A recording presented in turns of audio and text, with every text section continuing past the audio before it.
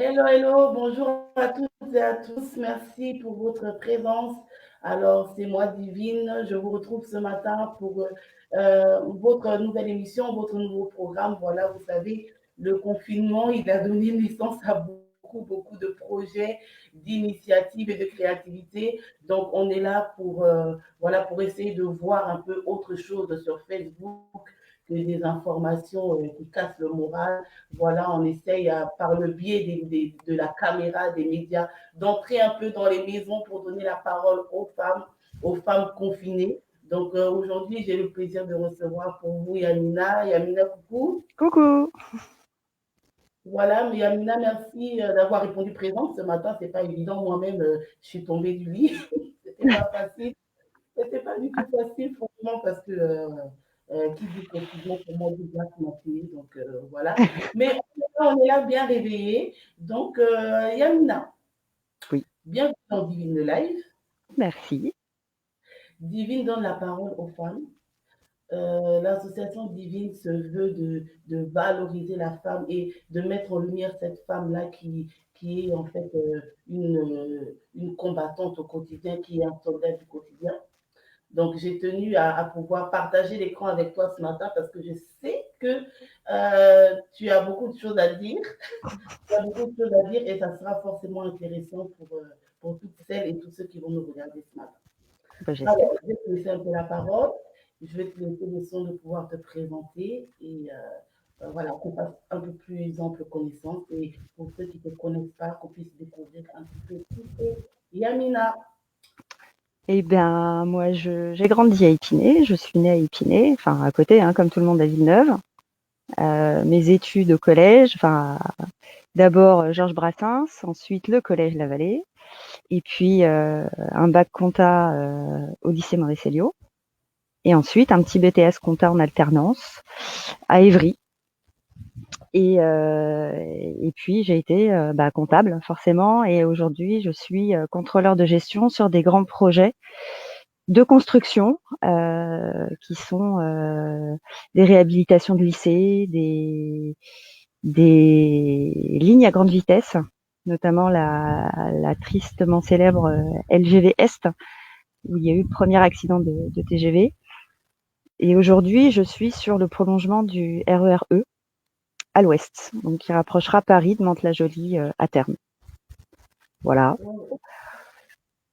Est-ce qu'on peut dire, Yamina, que le parcours scolaire que tu as eu, bon, ton parcours d'étudiante, c'est un parcours que tu as choisi ou c'était par dépit ou contrainte? Je te pose cette question parce qu'aujourd'hui, beaucoup de jeunes à la sortie du collège et même avant sont complètement désorientés, n'ont pas de perspective d'avenir, ne savent pas trop qu'est-ce qu'ils veulent faire dans la vie, mais déjà qu'est-ce qu'ils veulent faire comme étude.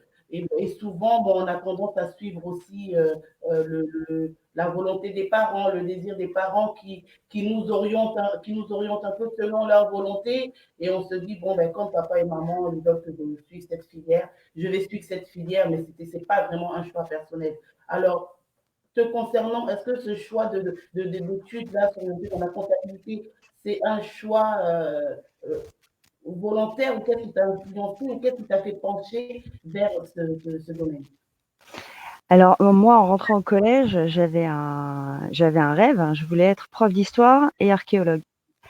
Et en fait, c'est la conseillère d'orientation du collège à l'époque qui m'a détournée de ce choix-là, en me disant que c'était pas un métier d'avenir, que tout avait été trouvé. Aujourd'hui, on voit bien que voilà, ce qu'elle me disait, c'était faux. Elle avait appuyé son discours en me disant, mais tu sais, un archéologue, ça gagne pas sa vie. Et moi, à l'époque, c'est des mots qui m'ont beaucoup marqué parce que Oui.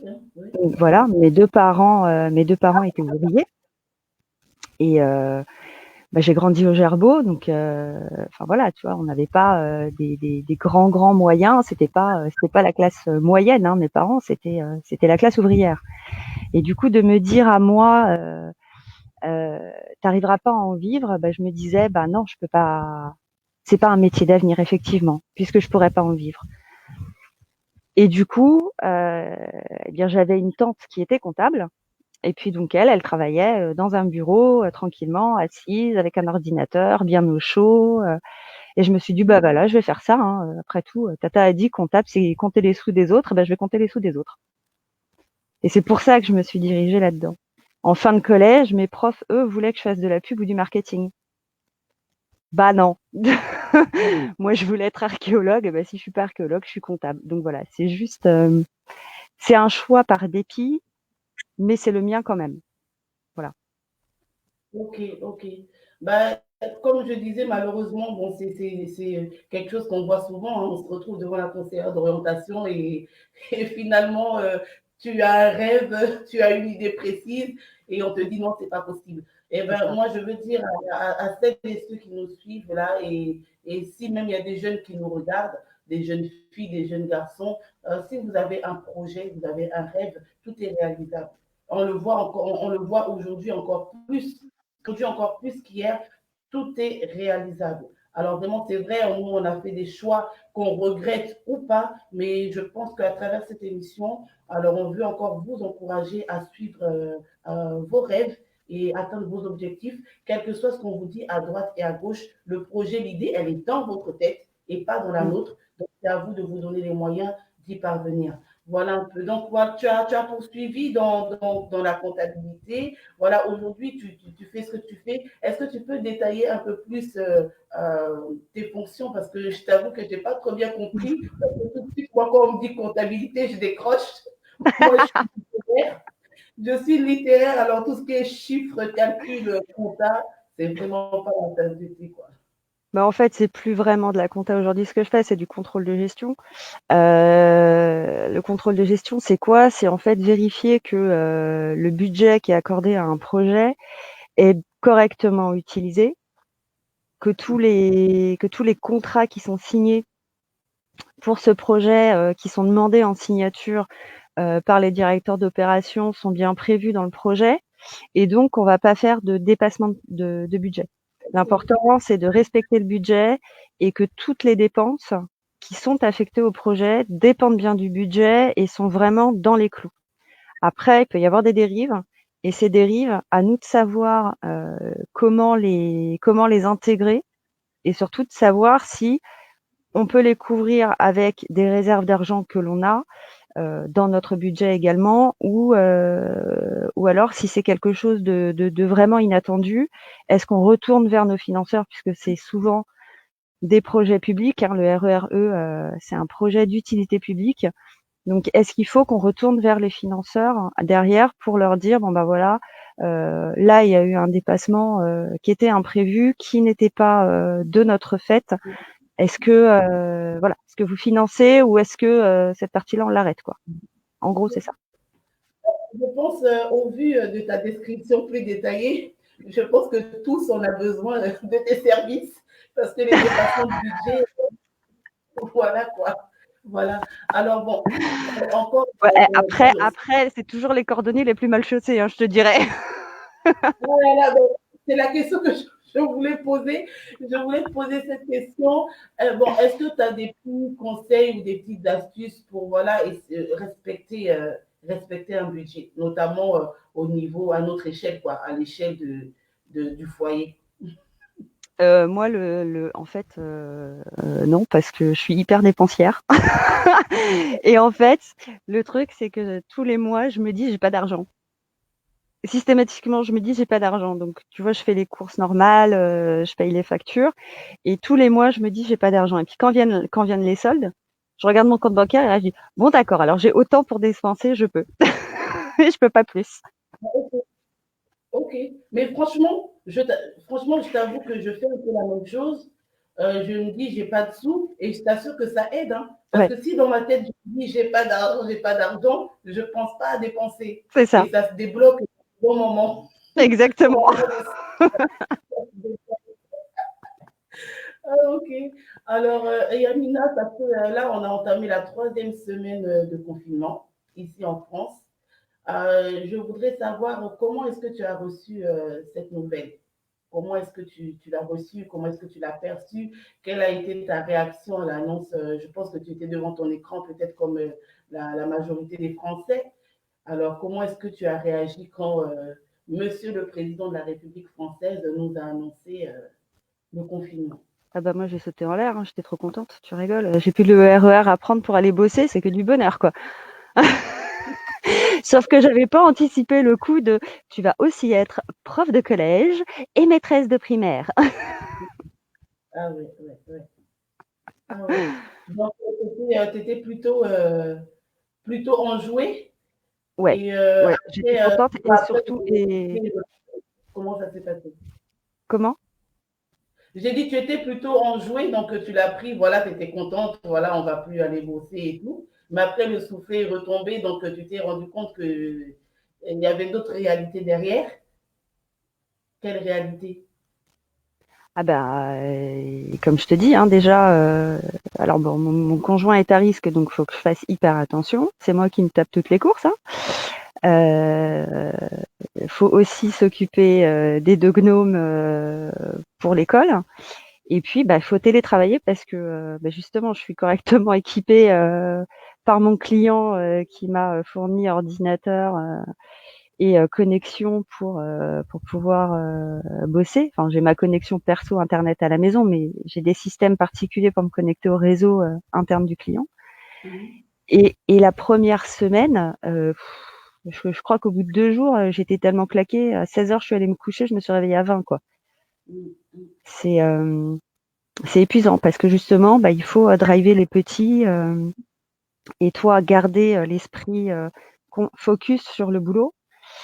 Et c'est pas le plus simple. Et puis, bah, il y a aussi mon conjoint qui télétravaille également. Donc on fait pas nos pauses au même moment. Donc il sort, hop, hop, hop, il fait du bruit, etc. Donc voilà, c'est voilà, il Ouais, faut gérer quoi. L'open gérer. space.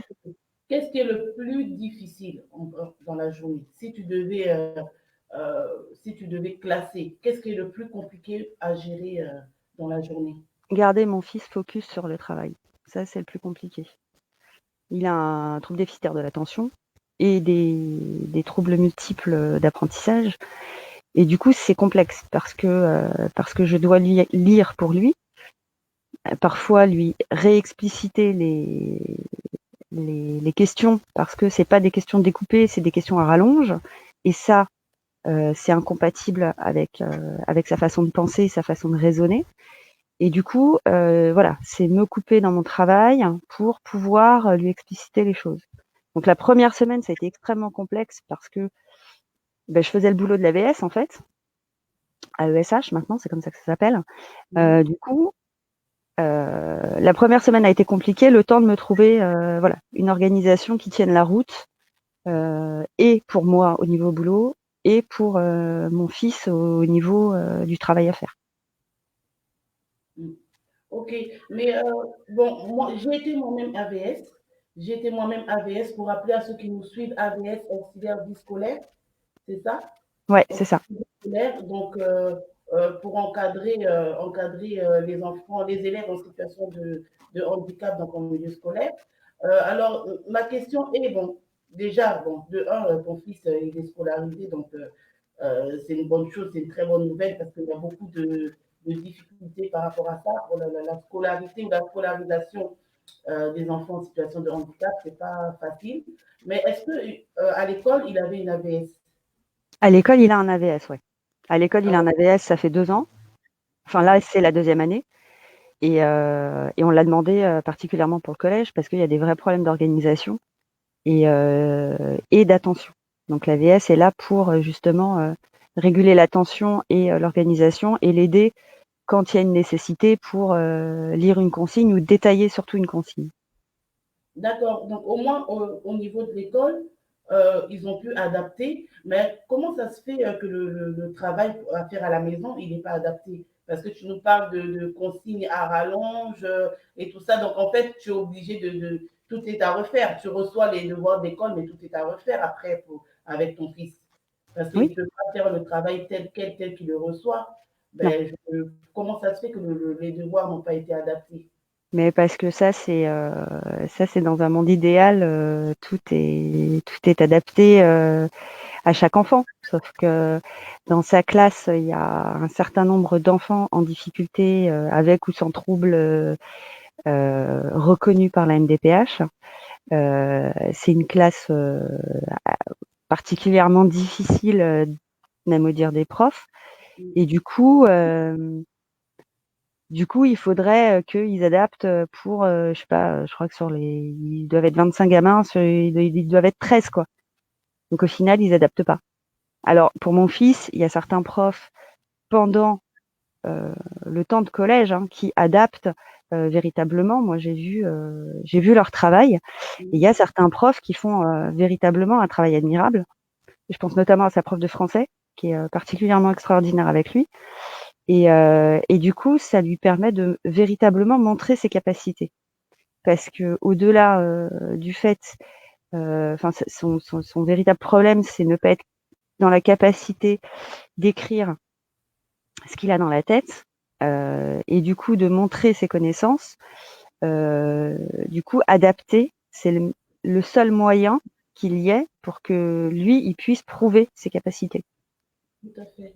Le problème, c'est que voilà, il y a un certain nombre de profs qui n'adaptent pas. Par contre, ils ne font pas cas, il n'y a aucun prof qui ne fait cas de son orthographe, puisque c'est aussi un des troubles qu'il a, il est dysorthographique, et donc son cerveau a l'incapacité totale d'intégrer l'orthographe des mots. Voilà. Donc les mots vont être écrits phonétiquement. Et parfois, la phonétique, je t'avouerai, entre lui et moi, il y a un océan. On a des phonétiques qui sont pas tout à fait les mêmes. Oui, d'accord. Donc lui, il a réinventé sa phonétique ou c'est toi qui l'as réinventé? Ah non, c'est lui. T'es pas gentil, Amina. Tu mets tout sur le dos du petit. Hein. J'aurais tendance Eh, à penser en, que en même, en même temps, je te dirais, c'est pas de sa faute, c'est moi qui l'ai fabriqué. Hein. et vous étiez deux, hein.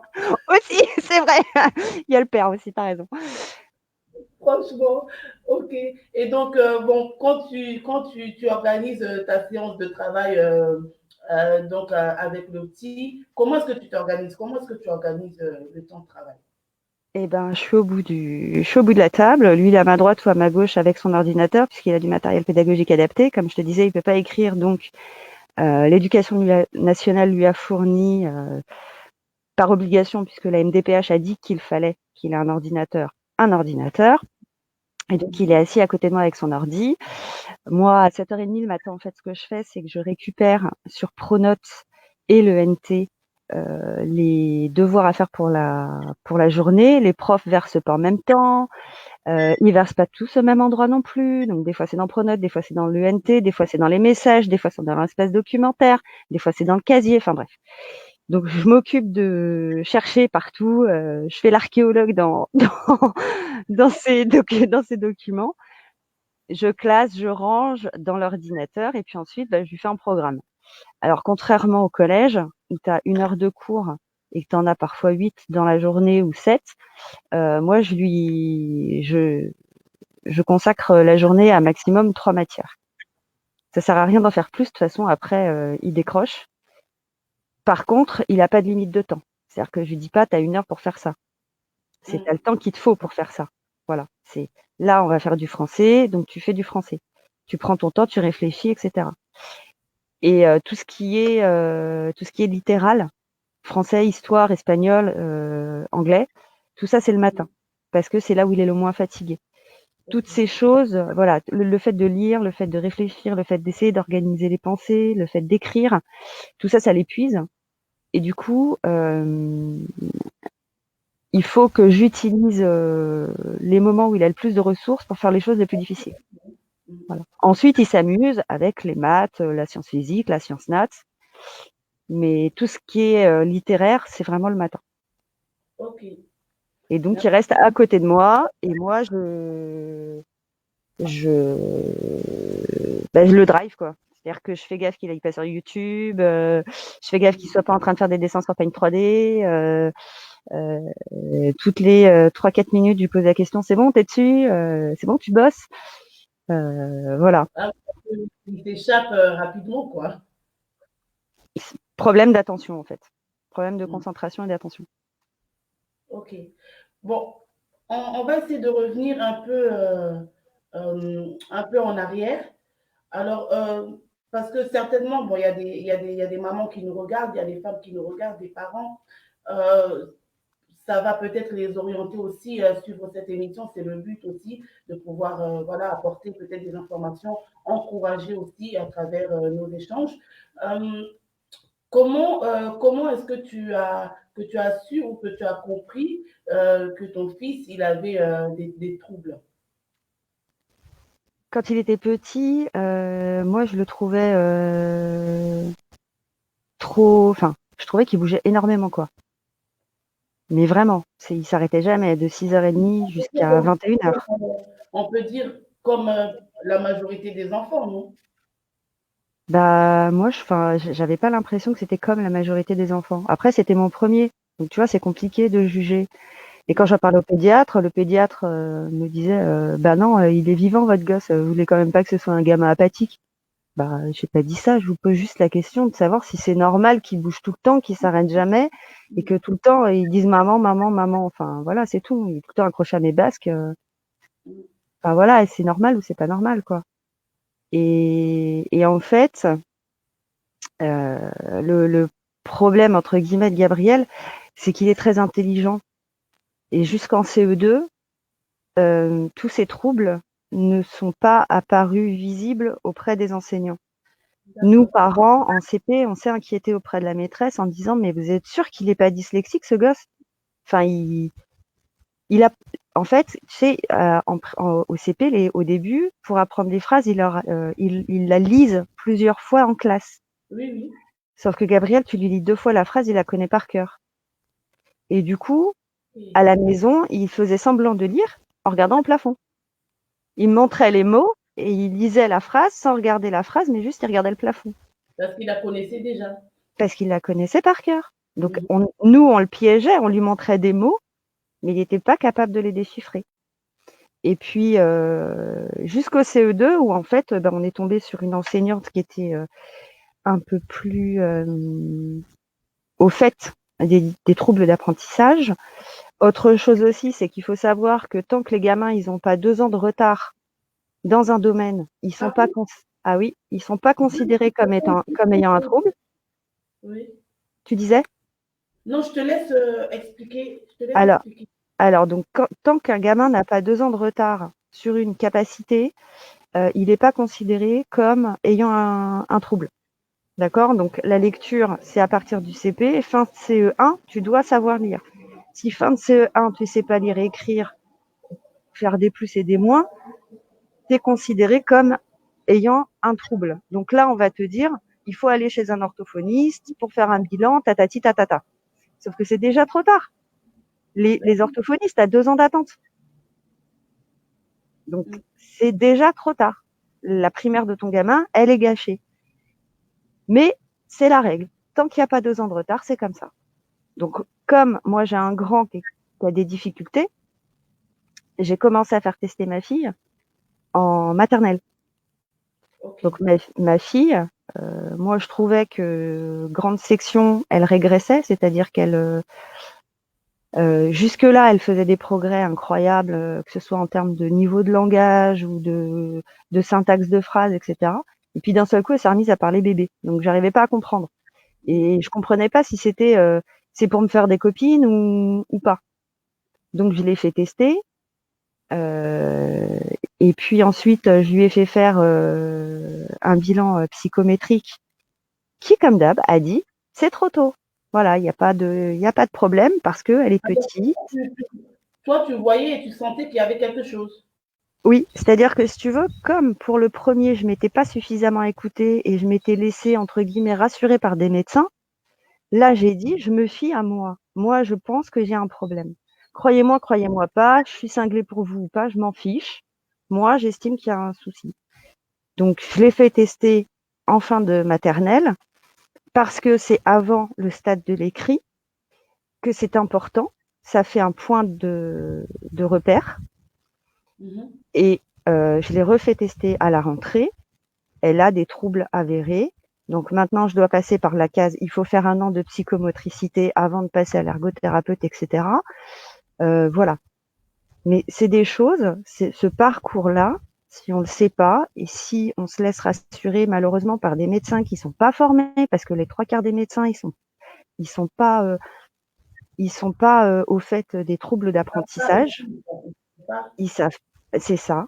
En fait, ils ont notre santé en jeu. Mais si tu veux, ces troubles-là, ça les dépasse et puis quelque part, c'est pas entre guillemets vital. Donc moi, je me dis que du coup, ils font l'impasse à cause de ça parce que c'est pas quelque chose de vital et Malheureusement, que malgré tout, on vit dans un monde où le système, finalement, on le subit. Et plus on avance, plus on voit que nos enfants, ils le subissent aussi. Donc, franchement, j'ai beaucoup d'admiration pour toi, Yamina, parce que finalement, on se rend compte que tout repose sur nous, parents, en fait. Même ouais, si le système, bon, met des choses en place, essaie de mettre des choses en place, quand on est dans la situation, on se rend compte que c'est pas forcément adapté et finalement, on peut se reposer que sur soi.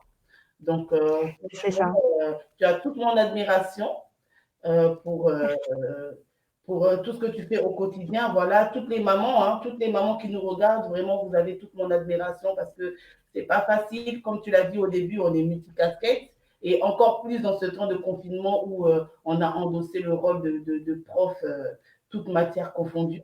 Donc, et encore plus quand on a des enfants en situation de handicap, ça demande encore beaucoup plus d'énergie. C'est pas du tout facile. C'est pas du tout facile. Alors, comment tu arrives à souffler? Comment tu arrives à... Bon, avant d'en arriver là, parce que bon, on arrive bientôt à la fin de l'émission, donc on parlait du petit jusqu'au CE2, c'est ça, jusqu'au CE2, on n'a rien détecté. Et ensuite, comment est-ce que ça s'est passé pour la prise en charge? Finalement, comment est-ce qu'ils ont ouvert les yeux et ils se sont dit, ah oui, bon, ben, Gabriel, il a telle ou telle difficulté et il faut débloquer voilà, certaines mesures pour faciliter sa scolarité. Comment ça s'est passé? C'est c'est là. Tu m'entends? Oui, je t'entends. Qu'est-ce qui s'est passé? Ça a coupé. Ouais, je ne sais pas si tu as entendu la question d'avant. Non. Oui, je disais, du coup, tu as dit qu'ils ont mis du temps avant de t'écouter pour la prise en charge de Gabriel. Comment ça s'est passé finalement le déclic ou qu'est-ce qui a déclenché le fait que maintenant on se dit que voilà, bah, le petit il a telle ou telle difficulté. Il faut penser là à prendre, à mettre des choses en place pour faciliter sa scolarité.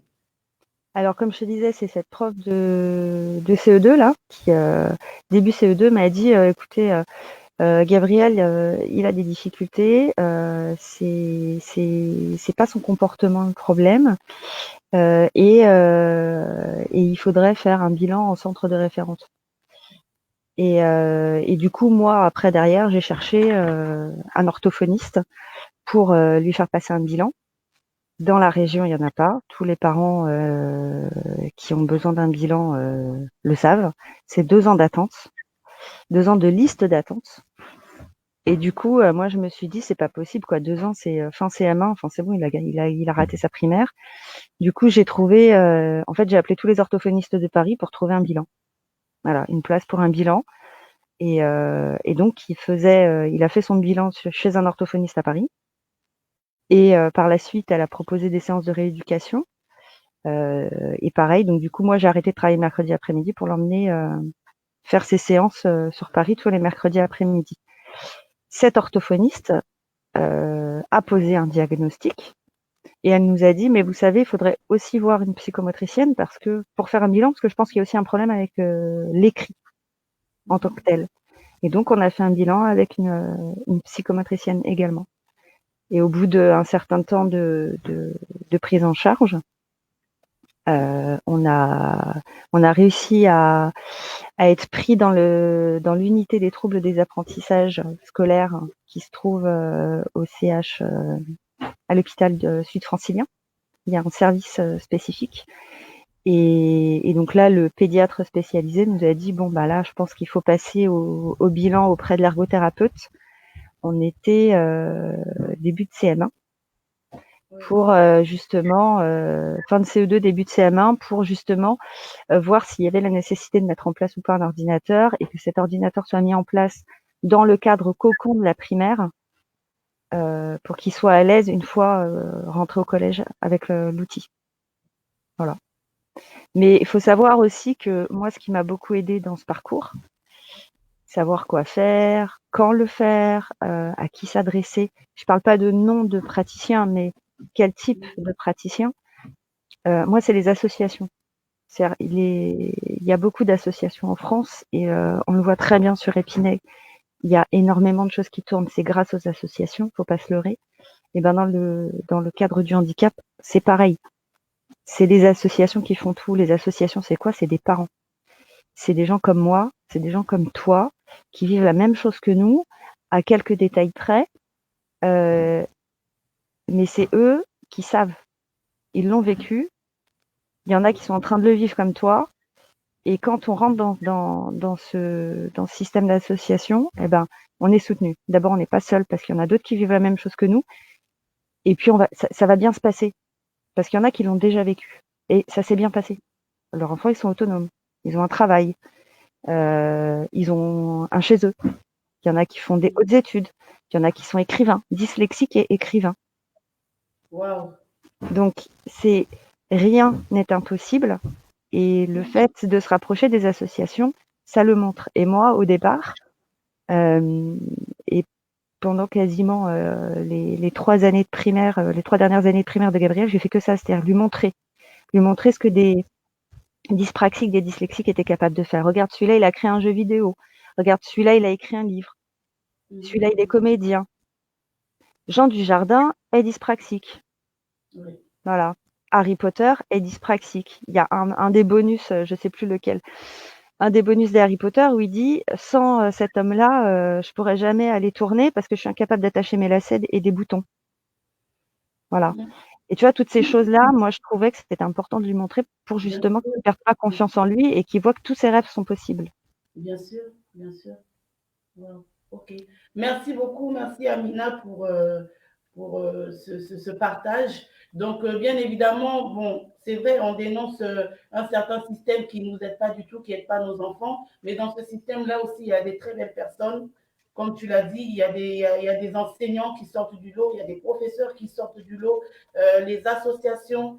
Et franchement, merci à toutes ces personnes qu'on croise sur le chemin qui finalement nous aide à avancer et puis nous aide à avancer, et puis à faire un pas après l'autre. Vraiment, merci à vous, tous les acteurs du milieu associatif et les enseignants qui prennent le temps d'écouter aussi, d'écouter les élèves et les besoins de leurs élèves et des parents. Mm. Et des parents. Voilà, donc après, dans tout ça, après la séance de travail, le travail et tout, comment est-ce que vous arrivez à souffler? Qu'est-ce que tu fais? Comment est-ce que vous soufflez? Comment est-ce que vous arrivez à prendre quand même du bon temps malgré des circonstances? Mon téléphone. C'est quoi? Ah, C'est mon téléphone. je crois que c'est un chat, parce que moi j'ai peur des chats. Non, c'est mon téléphone. Je passe mon temps sur mon téléphone. Facebook, le groupe Épinay Solidaire, le groupe d'Épinay sous Scénar. Après, j'ai des groupes WhatsApp aussi où je discute avec les copines. Et puis après, voilà, comme tu le vois, je suis pas en intérieur. Là, je suis en extérieur. J'ai la chance d'habiter au Guémandre. Donc, j'ai ma petite maison, j'ai mon petit patio. Et puis, on a le grand parc qui est derrière. Et voilà, qui permet aussi de s'aérer, de prendre l'air.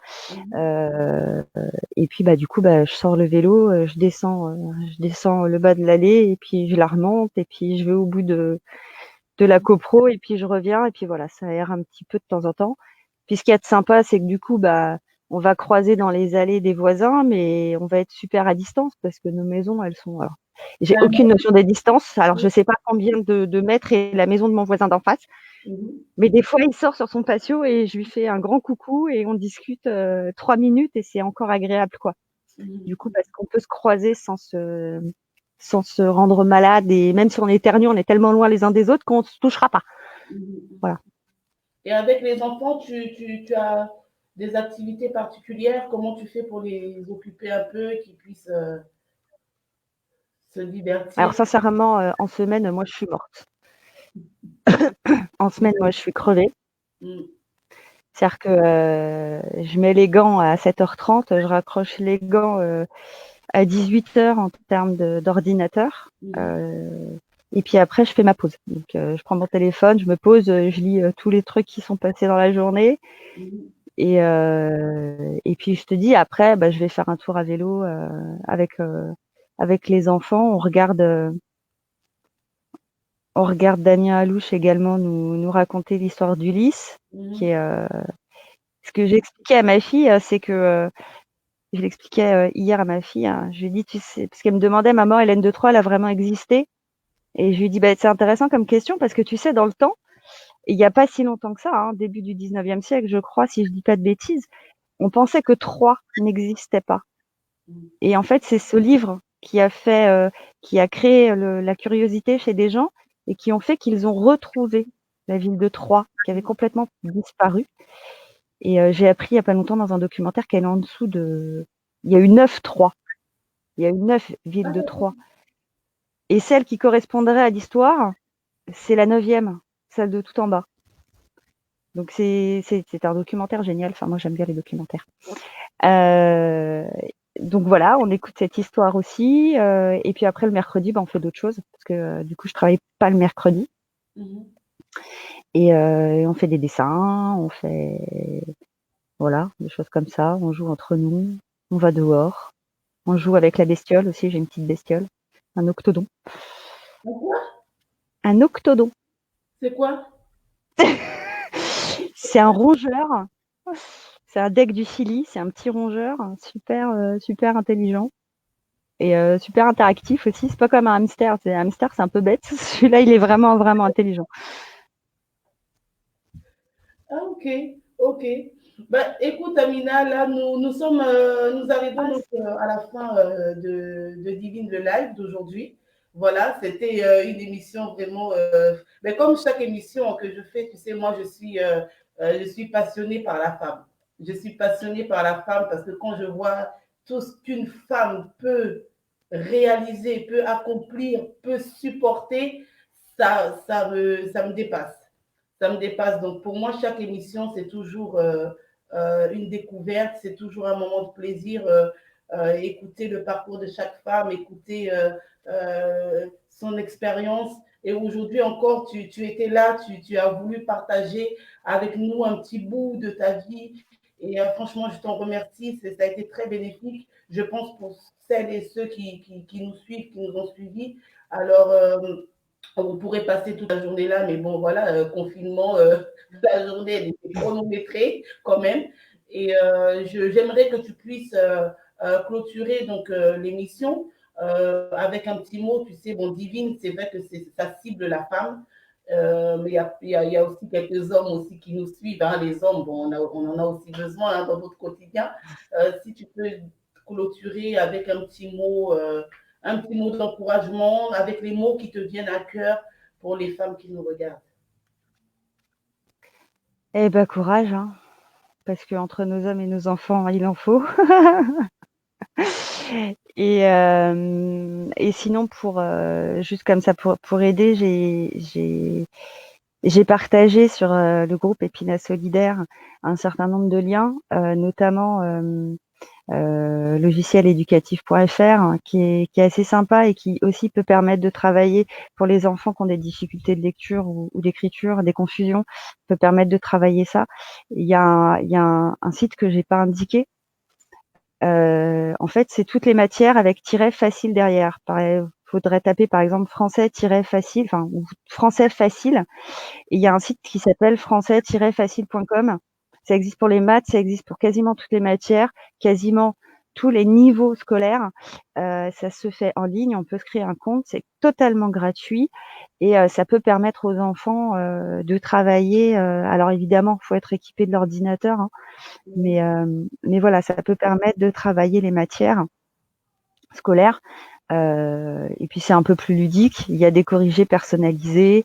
On peut se lancer des petits challenges. On peut se trouver des copains sur le site, machin. Enfin voilà, c'est des petits outils, des petites astuces. N'hésitez pas à aller à aller les chercher sur Épinay Solidaire. Voilà. Et puis, force et courage, les meufs.